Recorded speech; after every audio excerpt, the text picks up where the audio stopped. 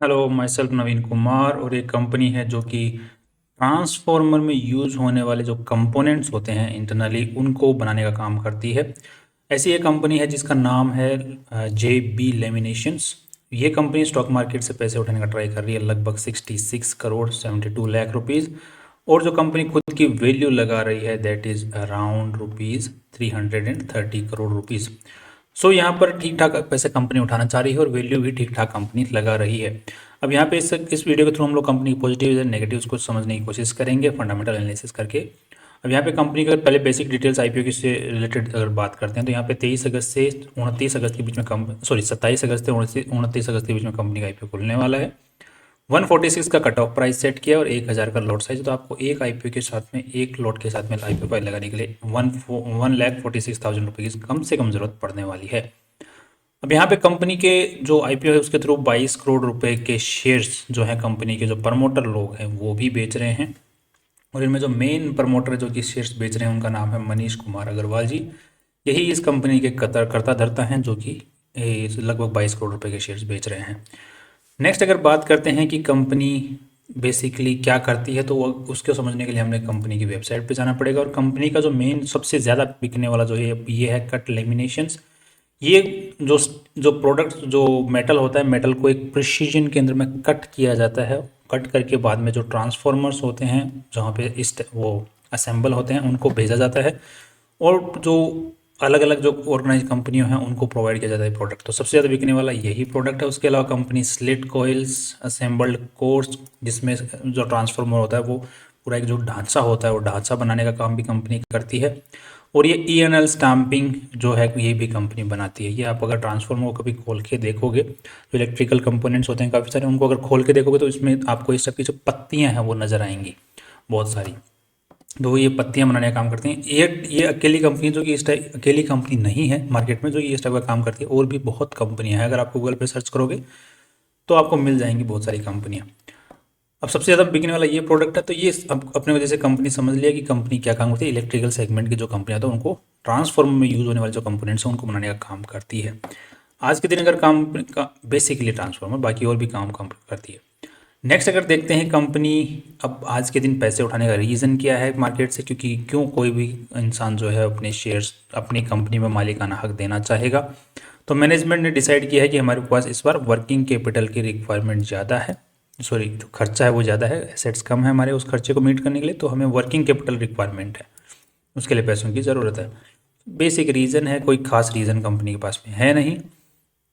दूसरा, कंपनी का अगर अर्निंग्स की बात करते हैं तो कंपनी की जो अर्निंग है वो कंटिन्यूसली बढ़ती हुई नज़र आ रही है। नाउ दैट्स गुड, क्योंकि यहाँ पर बढ़ती हुई नज़र नहीं आ रही क्योंकि यहाँ पे 31 दिसंबर 2023 तक का ही डेटा है, 3 महीने भी बाकी हैं पूरे साल के लिए। तो यहाँ पे ये भी बढ़ते हुए नज़र आ रहा है। नेट प्रॉफिट्स भी बढ़ते हुए नज़र आ रहे हैं क्लियरली। रेवेन्यू बढ़ रहा है तो नेट प्रॉफिट्स भी बढ़ रहे हैं। That's again very good indication. अब एक बार थोड़ा सा हम RHP जो कंपनी ने सेबी के साथ में फाइल की है उसको RHP को एक बार देख लेते हैं, सॉरी एक्सचेंज के साथ में जो फाइल की है, क्योंकि SME कंपनियों को जो अप्रूवल मेनली लेना पड़ता है वो एक्सचेंजेस से लेना पड़ता है, ना कि सेबी से।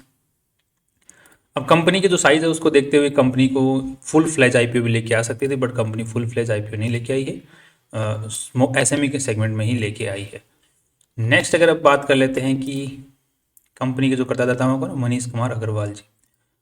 अब यहाँ पे कंपनी पे कोई खास आज के दिन क्रिमिनल का केस नहीं है कंपनी के ऊपर में, ना प्रोमोटर्स पे है, ना डायरेक्टर्स पे, किसी ना ग्रुप कंपनीज के ऊपर में है।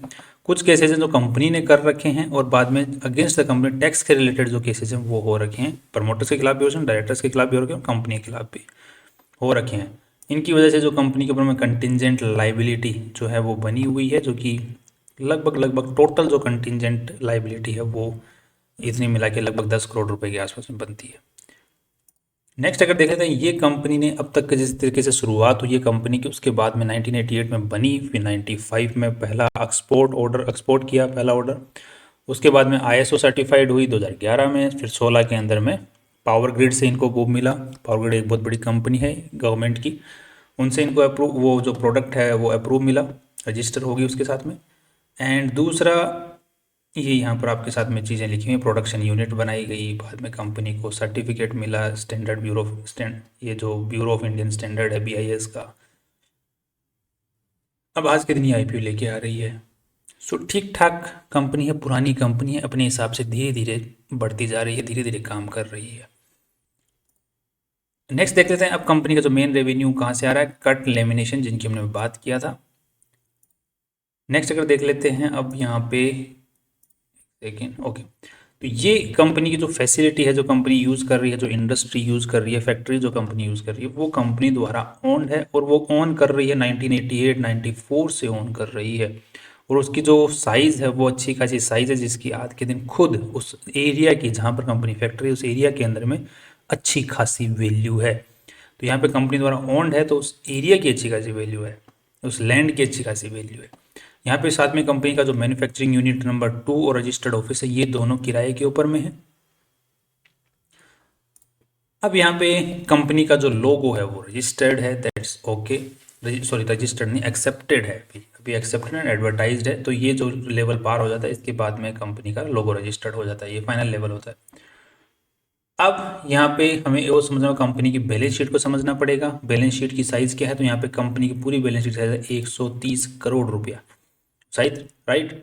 और यहाँ पर ये पैसा जो है वो लगा हुआ कहाँ, 130 करोड़ रुपए लगे हुए कहाँ है कंपनी के अंदर में, वो किस तरीके से पैसे कमा के दे रहे हैं। तो यहाँ पे इन्वेंट्री पड़ी हुई, माल बना के पड़ा हुआ है 42 करोड़ रुपए का, 60 करोड़ का ट्रेड रिसीवेबल पड़ा, मतलब माल बिक चुका है, पैसा आना भी बाकी है।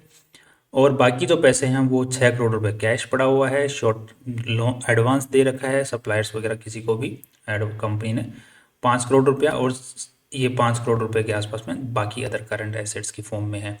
ये तो नॉर्मल बैलेंस शीट है, कोई ज़्यादा खास नहीं, क्योंकि कंपनी जिस हिसाब से जितनी बड़ी है और जितनी पुरानी है, जिस हिसाब से कंपनी का साइकिल बना हुआ है सेल का, उस हिसाब से बैलेंस शीट ठीक ठाक लग रही है।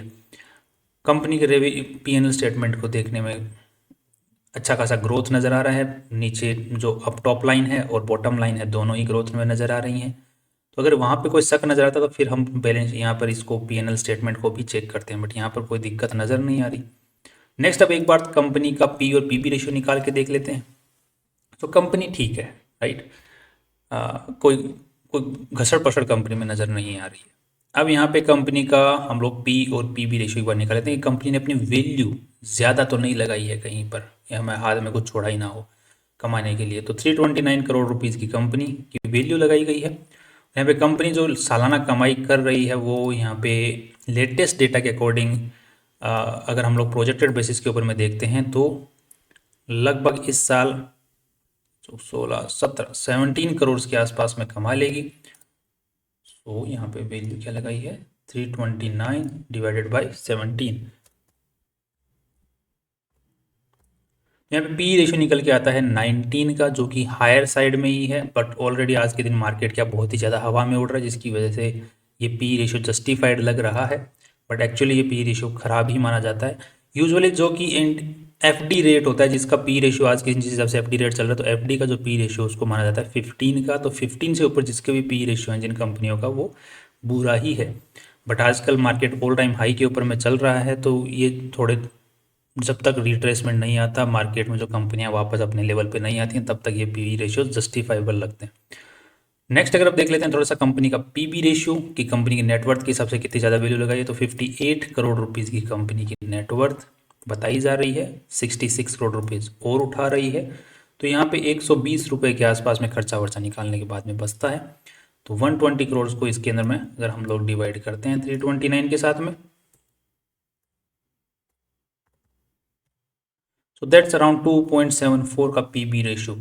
तो कंपनी ने अपनी जो नेटवर्थ है उसके मुकाबले आफ्टर दी आईपीओ जो हो जाने वाली है नेटवर्थ, उसके मुकाबले लगभग 3 गुना ऊपर शेयर प्राइस में, शेयर भाव में वैल्यू लगाई है कंपनी ने, जो कि अगेन थोड़ा सा हायर साइड में ही है। But the point is again here कि कंपनी के पास में जो फैक्ट्री है, जो ज़मीन है, उनकी जो नेटवर्थ में कैलकुलेशन लिया गया है वो उस कॉस्ट के हिसाब से लिया गया है, उस वक्त का कंसिडरेशन लिया गया जब कंपनी ने खरीदा था 1994-2 के अंदर में। तो उस हिसाब से उस ज़मीन की जो वैल्यू है वो ही अच्छी खासी बन जाती है, जिसकी वजह से जो पीबी रेशियो निकल गया 2.74, ये मुझे कहीं ना कहीं थोड़ा बहुत जस्टिफाइबल लगता है। बाकी कमाई के हिसाब से कंपनी ने वैल्यू थोड़ी ज़्यादा लगाई है, और पीबी रेशियो के हिसाब से, जो नेटवर्थ के हिसाब से वैल्यू जो है वो ठीक ठाक लग रही है। अब फ्यूचर के अंदर में शॉर्ट टर्म के हिसाब से मुझे लग रहा है कि कंपनी का जो जीएमपी रेशियो के हिसाब से शॉर्ट टर्म में गेंस देखने को मिल सकता है, क्योंकि अब कंपनी बोल रही है कि हमारे टाइप की कोई कंपनी ऑलरेडी स्टॉक मार्केट में है नहीं आज के दिन जिसके साथ में हम कंपेयर कर सकें। सो कंपैरिजन बेसिस पे हमें पता नहीं चल पाएगा। बाकी जिस हिसाब से डेटा आया है उस हिसाब से मुझे शॉर्ट टर्म में थोड़ा सा बहुत अपवर्ड गेन देखने को मिल सकता है। बाकी तैयार रहिए कि कंपनी का स्टॉक फ्यूचर के अंदर में अगर मार्केट रिट्रेसमेंट लेता है तो कंपनी का शेयर और सस्ते में भी मिल सकता है। कंपनी के अंदर जो मेन वैल्यू है वो पीबी की है, ना कि पीई की है। अर्निंग की ज़्यादा वैल्यू नहीं है, जो नेटवर्थ की वैल्यू वो ज़्यादा है। अर्निंग की वैल्यू कंपनी फ्यूचर में बना लेगी तो अलग बात है।